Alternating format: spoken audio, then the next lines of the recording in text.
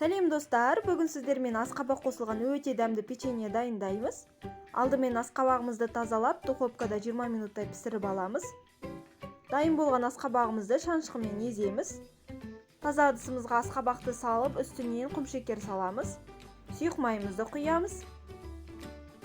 Жақсылап венчикпен араластырамыз. Ұнымызға қамыр қопсытқыш салып араластырып аламыз. Енді ұнымызды біртіндеп сала отырып, венчикпен араластырамыз. Бастапқы кезде венчикпен, кейіннен қолмен илейтін боламыз. Достар, егер сіз маған тіркелмеген болсаңыз, міндетті түрде тіркеліп кетіңіз. Алдағы уақытта өте дәмді рецепттер шығып отырады. Печеньеміздің құрамына сұйық май қосылғандықтан қолға жабыспайды. Дәл осылай размерларын шығарып аламыз және 180 градуста 15 минут пісіріп аламыз. Мінекей дайын болды. Печеньеміз өте дәмді болып шығады. Сіздерге де жасап көруге кеңес